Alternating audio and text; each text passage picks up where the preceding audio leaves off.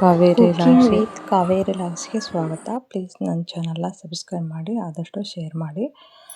ಇವತ್ತು ನಾವು ರವೆ ದೋಸೆ ಮಾಡೋದು ಹೇಗೆ ಅಂತ ತಿಳ್ಕೊಳ್ಳೋಣ. ಈಗ ಪಟ್ ಅಂತೇಳಿ ಅಕ್ಕಿ ಹಾಕಿಲ್ಲಪ್ಪ ನಾವು ರುಬ್ಬಿಲ್ಲ ನಾದಿಲ್ಲ ಅನ್ನೋ ಚಿಂತೆನ ಇಲ್ಲ. ಈ ಥರನ ಮಾಡಿದ್ರೆ ಭಾಳ ಟೇಸ್ಟಿಯಾಗಿ ಹೆಲ್ದಿಯಾಗಿರ್ತಾವೆ. ಇವು ನೋಡ್ರಿ ಸುಜಿ ರವೆ ಅಂಥವೆಲ್ಲ ಬಾಂಬೆ ರವೆ ಅವು.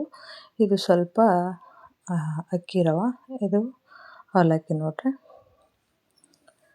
ಈಗ 2 ಕಪ್ಪು ಸೂಜಿ ರವೆ ತೊಗೊಂಡಿವಿ ಅಂದ್ರೆ 1 ಕಪ್ನಷ್ಟು ಅಕ್ಕಿ ರವೆ, 1 ಕಪ್ನಷ್ಟು ಒಂದು ಅರ್ಧ ಕಪ್ನಷ್ಟು ಇವು ಅವಲಕ್ಕಿ ತೊಗೊರಿ ಸಾಕು.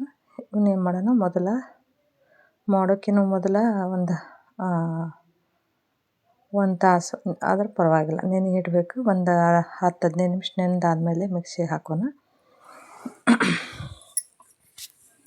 ಮಿಕ್ಸಿಗೆ ಹಾಕಿ ನೋಡಿರಿ, 15-20 ನಿಮಿಷ ನೆನೆಬೇಕಾದ.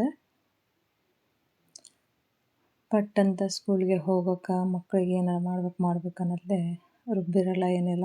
ಬೆಳಗ್ಗೆ ಭಾಳ ಗಡಿಬಿಡಿ ಆಕತ್ತಲ್ಲ, ಆ ಟೈಮ್ನಾಗ ಈ ಥರ ದೋಸೆ ಮಾಡಿ ಕಟ್ಟಕ್ಕೆ ನಡಿತೈತೆ ನೋಡಿರಿ. ಮೆತ್ತಾಗ ಹೂವಿನ ಥರ ಇರ್ತಾವೆ ನೋಡಿರಿ, ನೆಂದವು. ಒಂದು 20 ನಿಮಿಷ ಬಿಟ್ಟು ಈಗ ಮಿಕ್ಸಿಗೆ ಹಾಕತ್ತೀನಿ ನಾನು. ಸಣ್ಣಗ ಸ್ವಲ್ಪ ರವೆ ಇದ್ದರೂ ಪರವಾಗಿಲ್ಲ. ಮಿಕ್ಸಿಗೆ ಹಾಕಿ ನೋಡಿರಿ ಹಾಕಕತ್ತೀನಿ ನಾನು. ಇಲ್ಲೇನು ಮಾಡೋಣ, ಅವಲಕ್ಕಿ ಸಪ್ರೇಟ್ ತೋರಿಸಿರ್ತೀನಲ್ಲ ಅವನ್ನ ಹಾಕೋಣ.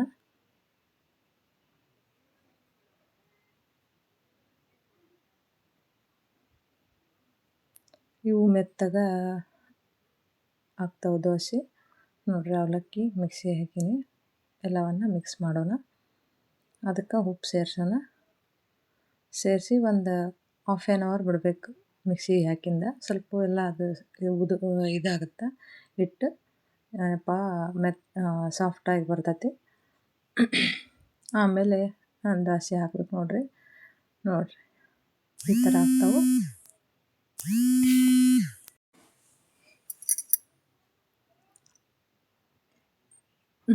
ನೋಡಿರಿ ಈ ಥರ ಹಾಕಬೇಕು. ಎಷ್ಟು ಮೆತ್ತಗೆ ಬರ್ತಾವಂದ್ರೆ ಟೇಸ್ಟಿಯಾಗೇ ಇರ್ತಾವೆ. ಅದಕ್ಕೆ ಆಲೂಗಡ್ಡೆ ಪಲ್ಯ ಒಂದಿದ್ರೆ ಸಾಕು, ನಡಿತೈತಿ. ಅದಕ್ಕೆ ಚಟ್ನಿ ಬೇಕನ್ನಂಗಿಲ್ಲ, ಅಷ್ಟು ಟೇಸ್ಟಿಯಾಗಿರ್ತಾವೆ.